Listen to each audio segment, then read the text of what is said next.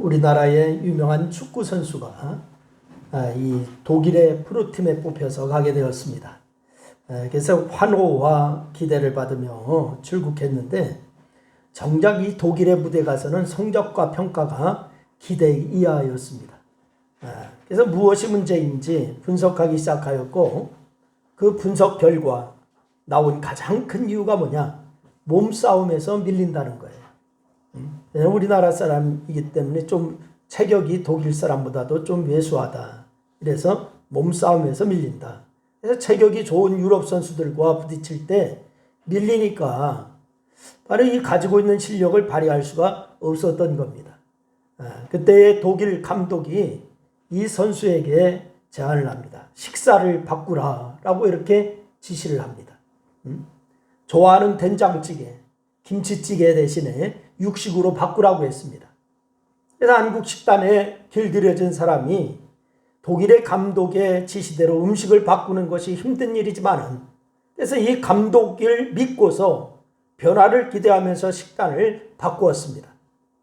그렇게 6개월이 지나자 유럽 선수와 부딪혀도 버틸 수 있는 힘이 생기게 되었어요. 그래서 성적도 평가도 좋아지게 되었습니다. 여러분 만약 자기가 좋아하는 음식만 고집했다면 어떻게 되었을까요? 아마도 독일의 무대에 적용하지 못하고 실력을 발휘하지도 못했을 것입니다. 여러분 실력을 향상을 위해서 좋아하지 않지만 필요한 음식을 먹는 것이 신의 한 수였다라고 얘기했어요. 여러분 이것은 신앙에도 마찬가지입니다. 여러분 신앙이 좋은 능력 있는 신앙인이 되기 위해서는 내가 좋아하는 것, 내가 익숙한 것을 고집하면 안 됩니다. 내가 좋아하는 것만, 내가 익숙한 것만 이걸 고집하면 안 돼요. 여러분 꼭 필요한 것과 좋아하는 것 사이에 상당한 차이가 있다고 하는 것을 인정해야 됩니다. 여러분 그래서 좋아하는 것만 먹으면 기대하는 것을 이룰 수가 없듯이 좋아하는 것만 하는 신앙이 아니라 싫지만은 하나님의 말씀을 따라 사는 삶을 살 때에 여러분 신앙이 자라고 흔들리지 않는 굳건한 신앙인이 될 수가 있는 줄로 믿으시기를 바랍니다. 그래 어려움이 와도 이겨낼 수가 있습니다. 여러분 우리는 오늘 본문에서 그런 신앙인을 만나게 되는데 말씀은 예수님이 두로와 시돈 지방으로 들어가면서 시작이 됩니다. 오늘 21절 말씀에 보니까 이렇게 얘기합니다. 예수께서 거기서 나가사 두로와 시돈 지방으로 들어가시니 이렇게 말씀하고 있습니다. 거기서 나가사 두로와 시돈 지방으로 들어가시니 여러분 거기서라고 하는 말이 나오고 있어요. 예수님이 바리새인 및 서기관들과 논쟁을 벌이셨던 가버나움을 가리키는 겁니다. 가버나움에서 서기관들과 바리새인들과 함께 논쟁을 벌이셨고 거기서 나가셔서 두로와 시돈 지방으로 가셨습니다. 논쟁의 주제는 뭐냐? 영적 부정과 물질적인 부정에 관한 것이었습니다. 그래서 유대 지도자들이 예수님을 향해서 당신의 제자들이 어찌하여 장로들의 전통을 범하였습니까? 라고 하면서 비난하면서 시작되었습니다. 그래서 예수님의 제자들이 떡을 먹을 때에 손을 씻어야 하는데 이 율법에 따른 예법을 지키지 않았다라고 비난한 것입니다. 식사 때에 손을 씻는 것은 위생을 위해서 꼭 필요한 것입니다. 오늘 이 코로나 시기에 더욱더 손 씻기를 잘해야죠. 여러분 기회가 있을 때마다 손 씻어야 됩니다. 기회가 있을 때마다 소독제가 있으면 소독해야 됩니다. 그래서 이 식사 전에 손을 씻는 거 위생을 위해서 꼭 필요한 거예요. 그들이 지적하는 것은 비위생적인 행위가 아니라 정결의식을 지키지 않은 그런 행위를 말하고 있습니다. 무의식 가운데 정결하지 않은 것과 접촉할 수가 있으니까 물로 손을 씻는 정결의식을 행해야 하는데 예수님의 제자들은 그 정결의식을 행하지 않았다라고 지적하고 있습니다. 그저 예수님은 전통으로 하나님의 말씀을 폐하였느냐라고 하며 그들의 지적과 논리가 옳지 못하다라고 하는 것을 말씀합니다. 6절 말씀이에요. 우리가 읽지 않았지만 앞에 있는 말씀입니다. 율법을 인위적으로 해석하는 것보다 하나님의 계명으로 표현된 말씀 그 자체를 중요하게 여겨야 한다라고 말씀하고 있습니다. 그래서 형식보다 내용을, 율법의 의식보다는 그 정신을 중요하게 여기라라고 하는 것을 예수님이 말씀하신 것입니다. 즉 형식을 중요하게 여기면서 정작 중요한 계명의 정신을 어기는 것을 예수님께서 책망하신 거예요. 더 나아가서 입술로는 하나님을 공경한다고 하면서도 하나님에게서 멀어지는 것을 책망한 이사야서를 인용하시면서 하나님을 헛되이 경배하는 종교 지도자들을 책망하셨습니다. 이때 하신 말씀이 마태복음 15장 11절 말씀입니다. 우리 한번 다 같이 한번 읽겠습니다. 다 같이 시작. 입으로 들어가는 것이 사람을 더럽게 하는 것이 아니라 입에서 나오는 그것이 사람을 더럽게 하는 것이니라. 아멘. 여러분, 같은 성경을 읽고 같은 자리에 말씀을 듣는데도 어떤 이는 하나님의 뜻을 분별하는 분이 있습니다. 그런데 어떤 이는 그렇지 못한 분도 있습니다. 같은 자리에서 같은 말씀을 들어도 그렇게 나누어집니다. 하나님의 뜻을 무시할 만큼 자기의 생각이 강하면 그렇습니다. 하나님의 마음을 이해하지 못하고 자신의 유익만 생각하면 그렇게 됩니다. 여러분, 우리는 예수님과 바리새인의 논쟁을 보면서 바른 신앙이 무엇인지를 고민하게 되죠. 어쩌면은 그런 고민이 당연한지도 모르겠습니다. 어쨌든 예수님은 그 소모적인 논쟁 위에 유대 지도자들과의 긴장을 직감하시고서 거기 가버나움에서 나가서 두로와 시돈 지방으로 들어가셨다라고 하는 것이 21절 말씀입니다. 여러분, 물론 그것은 이방인들이 사는 이방의 땅입니다. 유대인들이 더럽게 생각하고 지나지도 않는 곳입니다.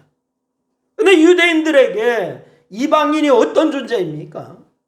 유대인들은 이방인을 어떻게 취급하느냐? 하나님의 자비와 긍휼하심이 이방인에게는 임하지 않는다라고 생각했습니다. 당연히 하나님을 아는 지식도 구원도 없다라고 생각했습니다. 심지어 이방인들은 유대인들이 생각하기를 지옥의 땔감으로 삼기 위해서 하나님께서 만든 존재다, 이렇게 생각했습니다. 과연 그럴까요? 여러분, 과연 그들 가운데 하나님을 아는 자들, 하나님을 믿고 신뢰하는 자들, 하나님의 마음에 합한 바른 신앙을 고백하는 자들이 없었을까요?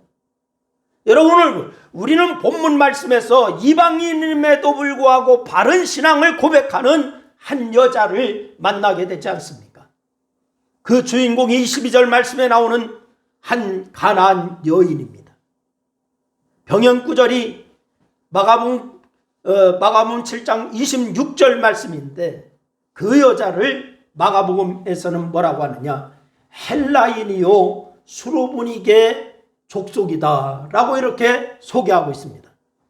그러면 수로보니게 족속이라고 얘기했는데, 수로보니게가 그러면 어디냐? 수로 지방의 보니게 출신이다, 이 말이에요. 수로 지방의 보니게 출신. 지금으로 말하면 어디냐면 시리아의 베니게입니다. 시리아의 베니게.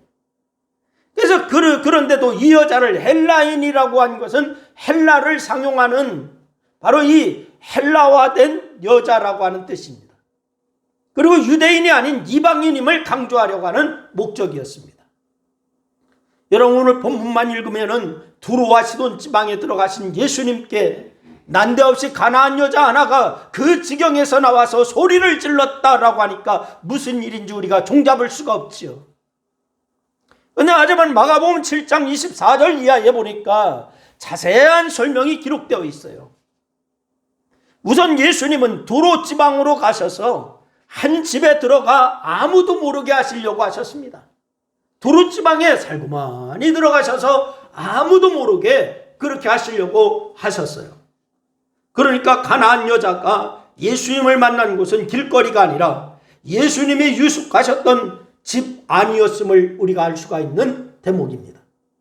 그런데 당신이 온 것을 아무도 모르게 하려고 했는데 가나안 여자가 어떻게 알게 되었을까요? 예수님이 유대인이기 때문에 금방 소문이 났을 수도 있어요. 왜냐하면 유대인들이 이 수로보니게 지역을 지나가지도 않는 그런 지역이기 때문에 유대인이 수로보니게 지역에 들어왔다라고 해서 바로 소문이 금방 날 수도 있습니다. 예수님이 사도들을 택하실 무렵 이미 예수님에 대한 소문이 두로와 시돈에 퍼져 있었어요. 누가복음 6장 17절 말씀을 보니까 이렇게 말씀을 합니다. 우리 한번 다 같이 한번 읽겠습니다. 다 같이 시작. 예수의 말씀도 듣고 병고침을 받으려고 유대 사방과 예루살렘과 두로와 시돈에 해안으로부터 온 많은 백성도 있더라. 아멘. 두로와 시돈 지방에서 온 그러한 사람들도 많이 있었더라. 행하시는 일과 말씀과 이름이 알려진 예수님께서 친히 두로 지방에 가셨으니까 그 소식이 얼마나 사방에 빨리 뻗었겠습니까? 아마도 가나안 여자 곧 수로보니게 여인은 그 소문을 듣고서 예수님이 유숙하신 그 집으로 달려왔을지도 몰라요. 여러분, 복음서 기자들은 예수님 앞에 나온 여자의 말과 행동을 기록하면서 예수님과 논쟁을 벌인 바리새인과 대조하고 있습니다. 어떤 점이 대조되는지 오늘 제가 그것을 말씀을 드리려고 하는 거예요. 여러분, 첫째는 여인은 예수님에 대해 바른 신앙을 고백하고 있습니다. 여러분의 신앙 고백이 바른 신앙 고백이 될 수 있기를 주의 이름으로 축원합니다. 오늘 22절 말씀을 보니까 그 여자가 뭐라고 하냐? 예수님을 향하여서 부릅니다. 뭐라고 부릅니까? 주 다윗의 자손이여 나를 불쌍히 여기소서. 이렇게 얘기하고 있습니다. 여러분, 주 다윗의 자손이여 나를 불쌍히 여기소서 소리 질렀어요. 주 다윗의 자손이라고 하는 칭호에는 여러분 주와 다윗의 자손이라는 두 가지가 내용이 들어있습니다. 주, 다윗의 자손, 이 두 가지의 내용이 들어있어요. 그러면은 주라고 하는 것은 헬라어로는 퀴리오스라고 얘기합니다. 주인이라고 하는 뜻입니다. 주인. 그래서 이스라엘 자손들에게 주는 하나님께 사용하는 단어예요. 다른 곳에 사용하는 단어가 아닙니다. 퀴리오스, 주인, 이건 하나님께만 사용하는 단어예요. 그리고 다윗의 자손은 이스라엘의 왕을 가리킴과 동시에 약속된 메시아를 가리키는 그러한 단어입니다. 이스라엘의 왕 그리고 메시아, 이걸 가리키는 게 다윗의 자손입니다. 결국 가나안 여자는 예수님을 주 다윗의 자손이여 라고 이렇게 말했는데 예수님을 메시아로 여기고 그렇게 고백한 겁니다. 주 다윗의 자손, 이것은 보통 고백이 아닌 거예요. 바로 하나님이시며 또한 메시아이십니다 라고 하는 그런 고백이에요. 그러면 여자가 고백한 메시아는 어떤 분일까요?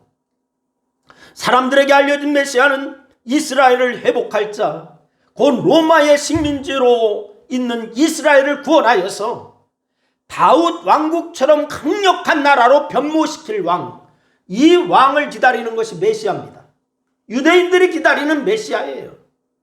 더불어 이사야 선지자가 예언한 것처럼 맹인을 보게 하고 못 걷는 사람들을 걷게 하고 나병한 자를 깨끗하게 하고 못 듣는 자들을 듣게 하고 죽은 자를 살리는 그런 능력을 행하시는 분, 그런 분이에요. 그런데 가나안 사람인 이 여자가 어떻게 메시아를 의미하는지 특별한 칭호로 예수님을 불렀을까요? 주 다윗의 자손이요 라고 하는 거. 여러분, 성경이 그 과정을 말해주고 있지 않기 때문에 알 수가 없고 설명할 수도 없습니다만은, 다만 중요한 것은 뭐냐? 누구에게 어디서 들었든 많은 유대인들도 예수님을 메시아로 인정하지 않았는데 이 여자는 예수님을 메시아로 인정하고 고백하고 있다고 하는 사실이에요. 예수님이 두루 지방에 오신 주된 이유도 유대 지도자들과 논쟁과 그들과의 긴장감 때문에 두루 지방으로 오신 거예요. 그런데 유대인들은 성경을 통해서 오실 메시아가 어떤 분이신지 잘 알고 있으면서도 성경적 특징을 그대로 가지고 계신 예수님을 메시아라고 인정하지를 않았습니다. 성경적 특징을 그대로 갖고 있는 예수다라고 하는 것을 알고 있으면서도 메시아로 인정하지 않아요. 유대인들이. 아니 오히려 사사건건 예수님에게서 트집을 잡으려고 합니다. 대중들에게 알려지지 않도록 최대한 방해하고 막으려고 합니다.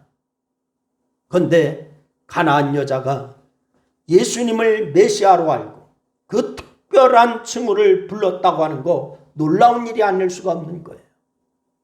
여러분 베드로가 예수님을 향하여서 고백하는 고백 여러분 잘 기억하실 거예요. 주는 그리스도시요 살아계신 하나님의 아들이시니이다. 이 고백이에요. 여러분 예수님은 그 고백을 듣고서 그를 향하여서 뭐라고 얘기하시느냐? 복이 있도다 라고 이렇게 말씀하셨습니다. 그러면서 마태복음 16장 17절 말씀해 보니까 뭐라고 얘기하느냐? 이는 내게 알게 한 이는 혈육이 아니요 하늘에 계신 아버지시니라 라고 이렇게 말씀하고 있습니다. 혈육이 아니라 하늘에 계신 아버지께서 너에게 이것을 알게 했다 라고 이렇게 말씀해요. 여러분 이는 예수님이 그리스도시고 하나님의 아들이심을 알게 된 것은 하나님으로 말미암은 것이다 라고 하는 뜻이에요. 여러분 그렇다면 가나안 여자의 고백 역시 같은 맥락으로 우리가 이해할 수가 있습니다. 어디서 누구에게 들었는지 알 수가 없지만 하나님께서 그 모든 과정에서 그리고 여자의 마음에 역사하셔서 예수님을 메시아로 알고 고백하게 하신 줄로 믿으시기를 바랍니다. 여러분 우리가 신앙생활하고 우리가 예수님을 믿고 하나님의 자녀가 되었습니다. 그런데 여러분 믿게 하신 것이 성령께서 하나님께서 여러분과 저를 믿게 하신 줄로 믿으시기를 바랍니다. 그러면 가나안 여자가 알고 있는 메시아는 어떤 분일까요? 여러분 이 여자가 가나안 사람이니까 이스라엘을 회복시킬 메시아에는 마음에 없었을 거예요. 이스라엘 회복시킬 사람 가나안 사람이니까 이스라엘 사람이 아니니까 이런 딸이 흉악하게 귀신 들렸기 때문에 병든 자를 고치는 능력의 메시아를 생각했을 거예요.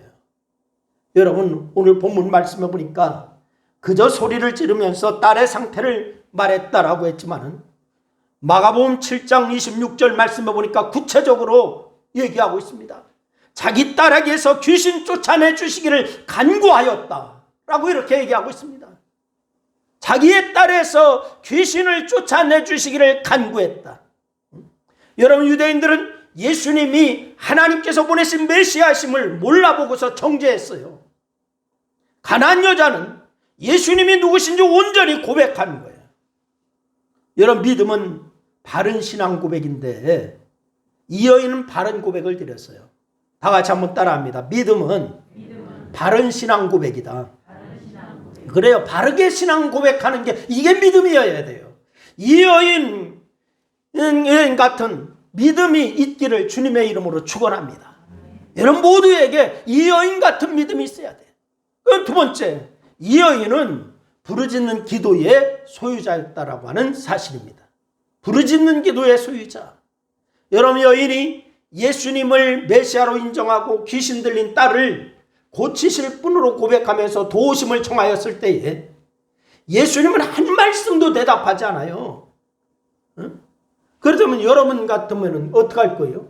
그렇게 막 부르짖고 그러는데 한 말씀도 대답지도 않고 외면하고 있다 그러면 여러분 마음이 상하겠습니까? 안 상하겠습니까? 상하지요? 에이 다시는 보기는 보나봐라 하고서 그냥 마음이 상할 거 아니에요? 여러분 그런데 이 여인에게 예수님이 한 말씀도 대답지 않았다라고 이렇게 말씀하고 있어요. 예수님만 아니라 제자들 역시 여자를 향하여서 뒤에서 소리 지르는 여자, 빨리 보내야 할 여자 이렇게 여겼습니다. 왜 그렇게 시끄럽게 소리 지르느냐? 빨리 보내자 이거예요. 이 여자는 예수님이나 제자들로부터 냉대를 받은 거예요. 아주 무시를 받은 거예요. 그뿐 아닙니다. 예수님은 뭐라고 말씀하신 거라니? 나는 이스라엘 집에 잃어버린 양 외에는 다른 데로 보내심을 받지 아니하였느니라. 이렇게 말을 합니다. 이 여자를 이스라엘 사람이 아니니 상대할 대상이 아니다라고 이런 지하에 거절하신 거예요. 너는 이스라엘 사람이 아니다. 그러니 내가 너에게 상대할 가치가 없다. 예수님 그 말씀하시고 있어요. 정말 눈물 날 수밖에 없는 냉대입니다. 이 정도의 냉대라면은 포기하고 들어가든지 예수님과 제자들을 향하여서 원색적인 욕을 퍼붓든지 이게 사람들이 하는 보통의 일이 아닙니까? 하지만 가나안 여자는 여기에서 포기하지 않았어요. 도리어 자신을 냉대하는 예수님께 절하면서 다시 한번 저를 도우소서라고 하면서 간청하고 있습니다. 그 심한 냉대를 받으면서도 포기하지 않고 저를 도우소서라고 하면서 간청을 하고 있어요. 여러분, 그런데 예수님은 이번에도 더 단호하게 거부하시지 않습니까? 뭐라고 얘기해요?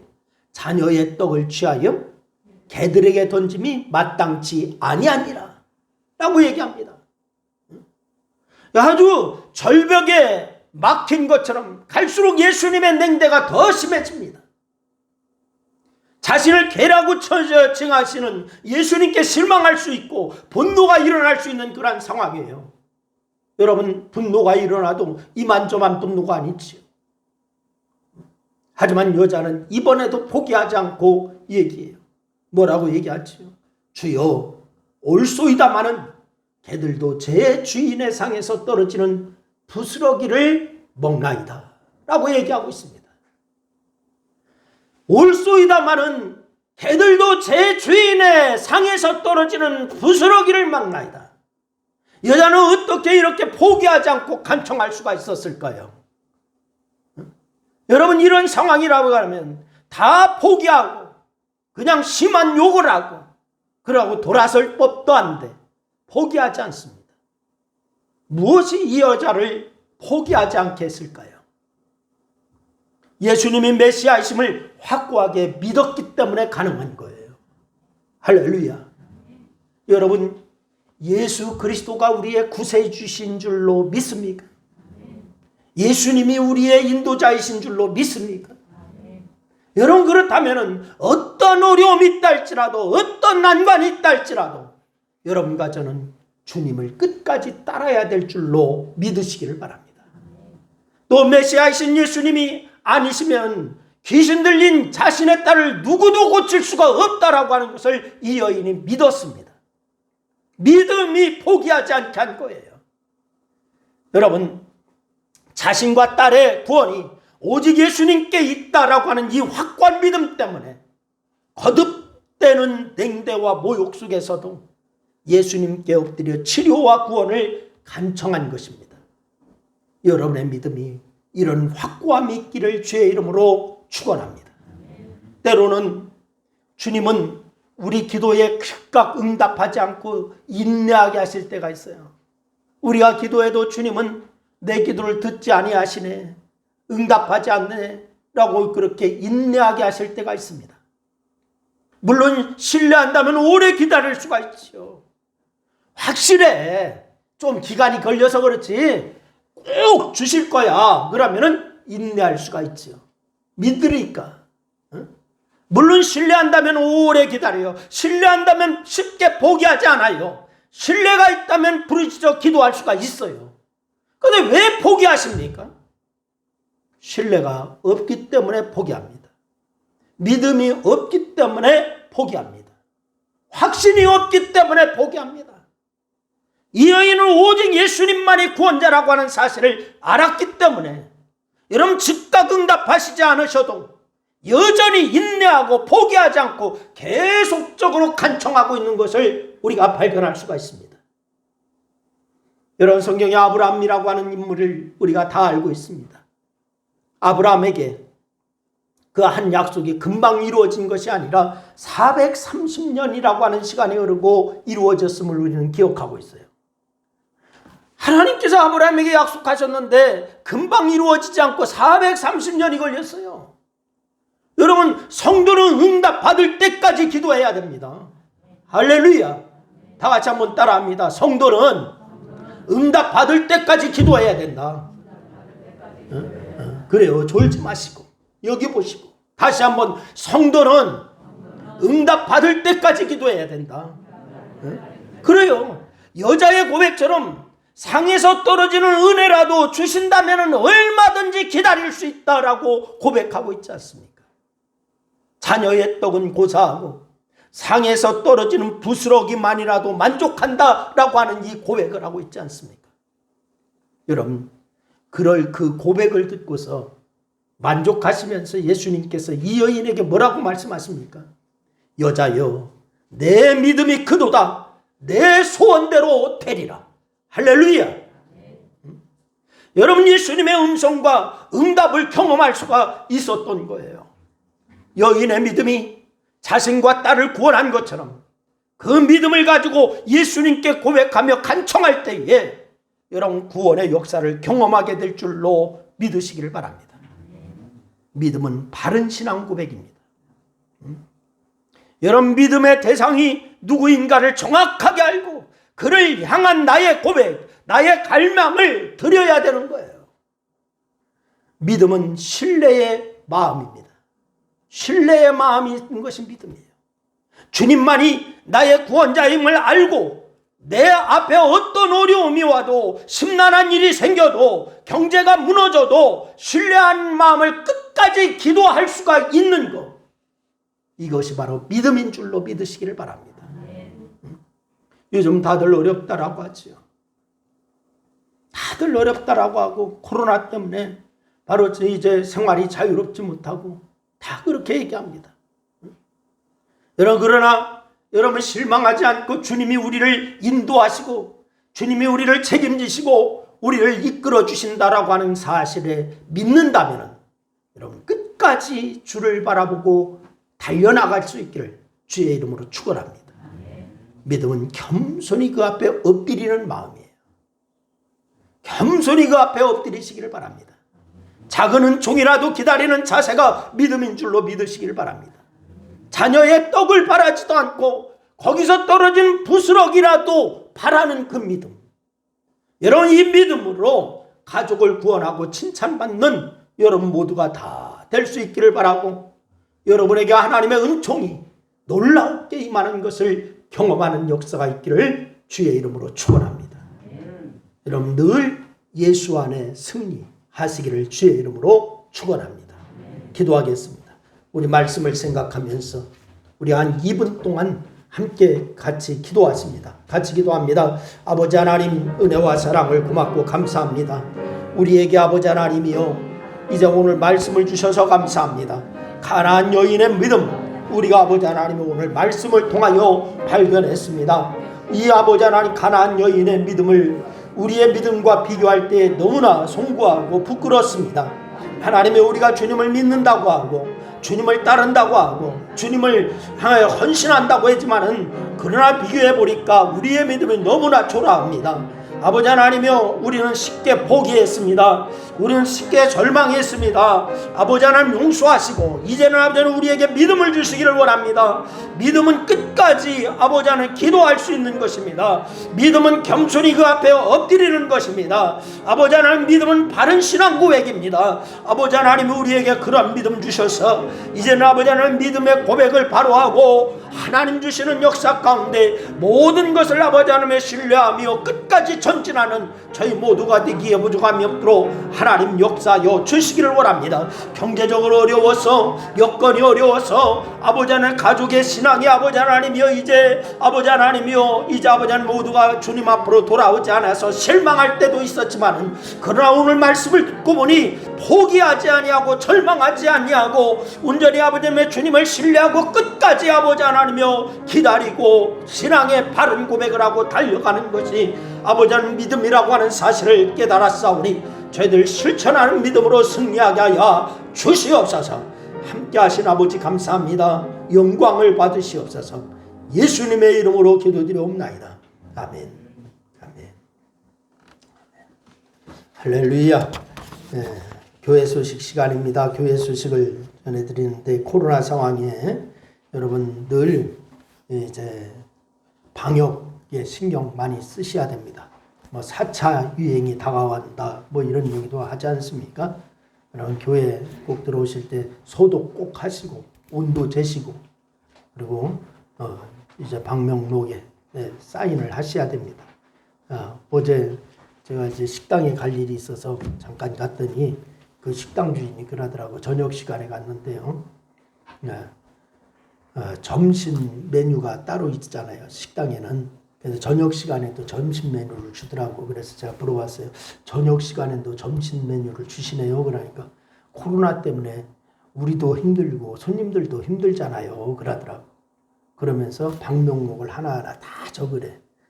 이거 다 적어야 되는 겁니까? 그러니까 안 적으면 300만 원 벌금 묻니다. 이러더라고. 여러분 교회도 마찬가지입니다.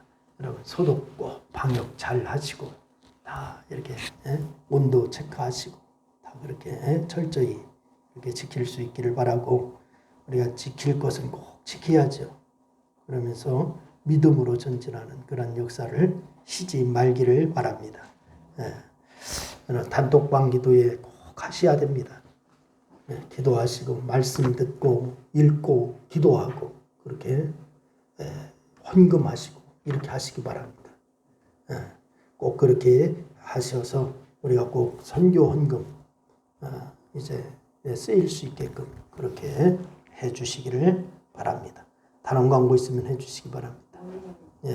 각 기관 원래에 참여해 주시기를 바랍니다. 우리 다 일어나셔서 302장 찬송 드리고 축도하겠습니다.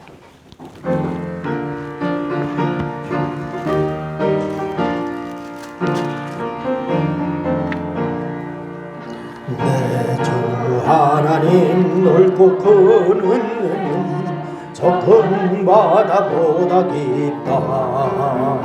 너무 다주를 끌어 깊은 데로 저 한가운데 가보라.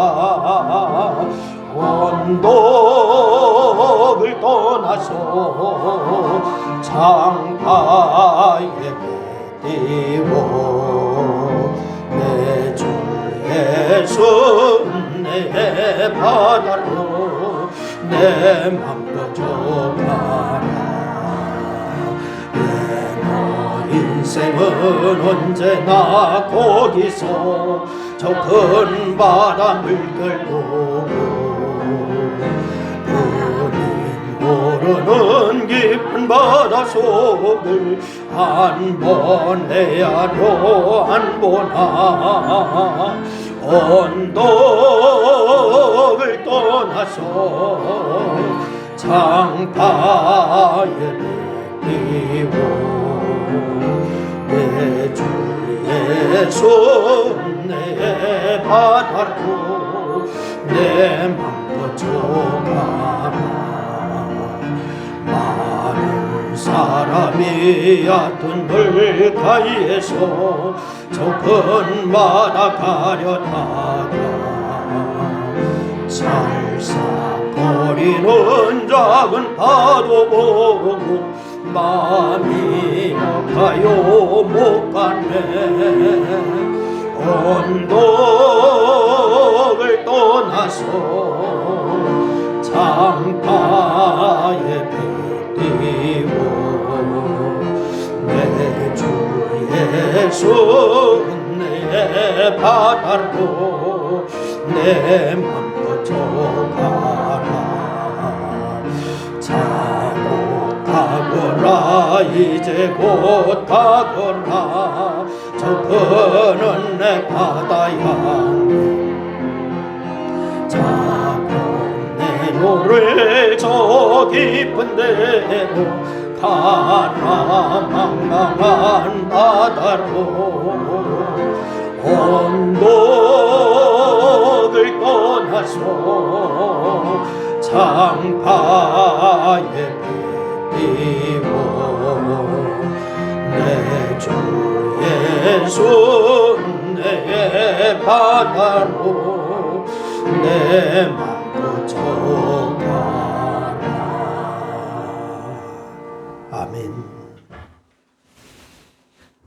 지금은 죄인에게 자유함을 주시기 위하여 십자가를 지신 예수 그리스도의 은혜와 소망과 우리의 전부가 되시는 하나님 아버지의 사랑하심과 생명을 바쳐 주님만을 사랑하게 하시는 성령의 역사하심이 오늘 하나님의 절에 나와 예배드리면서 오직 주님만이 삶의 우선순위가 됨을 고백하고 우리의 신앙의 고백을 바르게 하며 주님을 끝까지 따르기로 작정하는 사랑하는 성도들과 저들의 가정과 직장과 사업장 위에 그리고 교회 위에 이제로부터 영원토록 함께하옵시기를 축원하옵나이다. 아멘. 아멘.